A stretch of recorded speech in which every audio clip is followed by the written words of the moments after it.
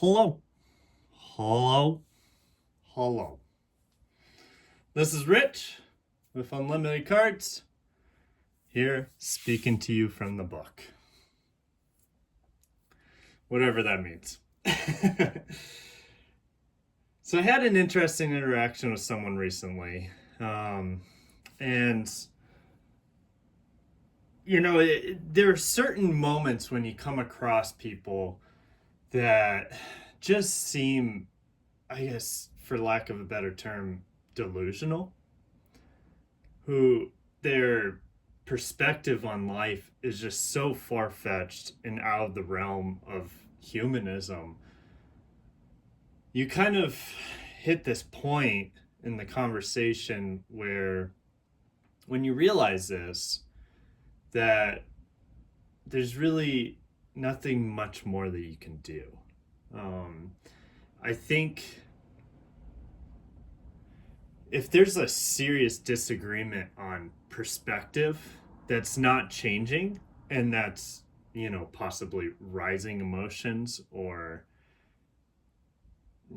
causing words to fly, whatever, it's just best to step away. It's best to back away. It's best to just leave the situation, because chances are it's not going to get better. Chances are it's not going to change.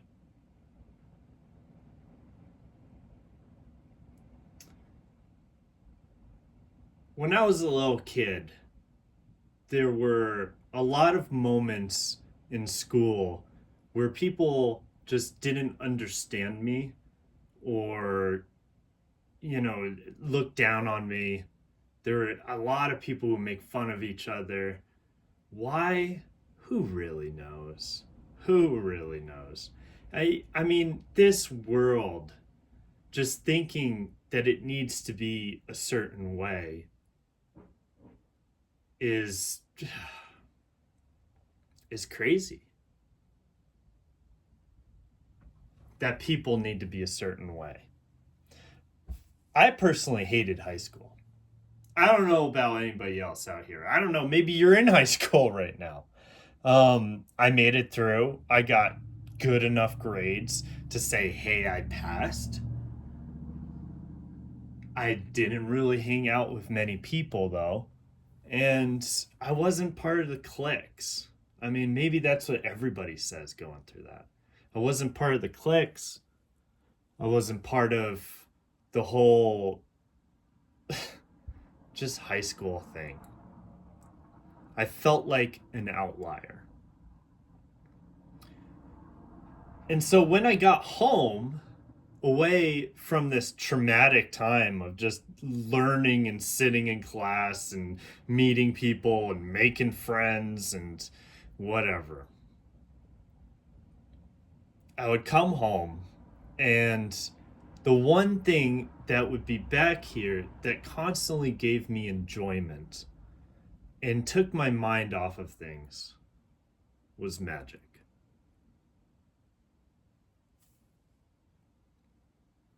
So I have a few items here to show you guys. I was spending some time moving items from one location to another, so I have a small little collection of items here that I figured I'd share to the world. And I think it got sparked by this interaction that I had with someone recently, just like a reminder that things are not all bad, even if you have negative interactions or problems.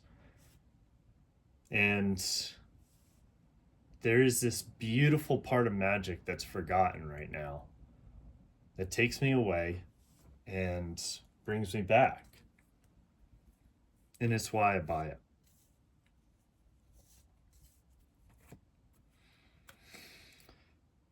So here's number one. CGC! I haven't busted it out of the case yet. Frankly, these things are pretty resilient, so it protects it. Don't really need to bust it out. But yeah, Alpha Edition Taiga. The mountains, the trees, red and green are my favorite colors because of the mountains and the trees. I've always loved this one card. I've always found it so beautiful. Let's see, what else do I have here? Beta Time Vault. I think I gotta do this. This one's in pretty good condition. Is that, can you guys see this? So I need to do this. Okay. That one's in pretty good condition. Definitely a near mint Beta Taiga. Pulled these out of the little cases so everybody could see them really well. What else we got? Not one, but two Gauntlet of Mights. Gauntlet of Might is one of my favorite cards of all time. Maybe because I like red, I don't know. I've always loved the artwork on this card, and I think that this card is just absolutely broken. It is a very not well-known card as well. There it is. Christopher Rush. There you are, my buddy. This one's got quite a bit of love on the side here. Definitely you can see that this, you know, when you're looking at wear, I mean, you can definitely tell if it's like shuffle wear or what's happening there. A few scratches on the back from sliding it around on the table. That's my Alpha Gauntlet of Might, and this is Beta. Two ways you can find out, if you guys don't know, is the corners. The more rounded corners on Alpha and Beta. And there's a slight color difference. That's a little bit more high level though. This Beta is definitely well loved. Look at that corner. Beautiful. Shuffled to hell. And then I got a couple of the Moxen right here. Pearl. Beat to heck. Look at that baby. Can you guys see that? Wow. That thing wasn't just shuffled. They played with these underwater. Beautiful. This is a piece of history that people have forgotten. This is something that no one thinks about anymore. But my hope with this video is to share just the feeling. I don't know if I'm actually doing that. But these cards resemble something so much more special to me as an individual than people think. A lot of people jump into these kind of card games looking for the money. I mean, fair, you do your thing. The reason why I buy these, though, is it's a reminder of another time. It's something that brings me back, and it shows me how much I love it. And frankly, with these in storage that I don't see very much, I mean, when I forget sometimes that they're here. I know that they're here, but I forget. People are like, this guy forgets he has Moxen? Yeah, sometimes I get busy. And I come back to this and I remember the feel, the smell. I mean, anybody out there, were you ever playing Magic back then? The smell of the pack and the cards, oh, what a beautiful time. Hang on, I got one more thing for you guys too.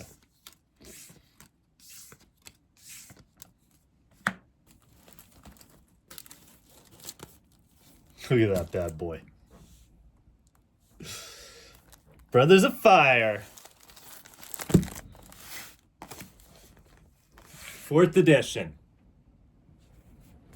Beautiful. Oh, look at that wrapper. That thing's falling apart. In a couple of years, this thing will be unsealed. see. Can you sneak them out? Yeah, sneak them out. Replace it with Fallen Empires. I bought this item back in 2021. This was actually an era where a lot of people came into Magic. I was a little bit later than this when I came in. But this era of 4th edition attracted a lot of people into Magic. A lot of people have nostalgia with this. The value of the cards within this is literally probably like 5 cents. But sealed, worth something. And frankly, I think these are undervalued. Like sealed, like this, in a case, in the case, the brick.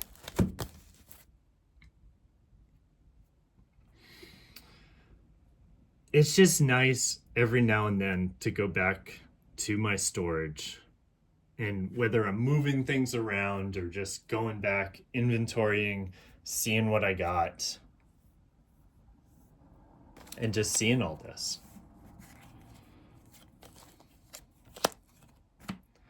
And truly remembering a beautiful time of this game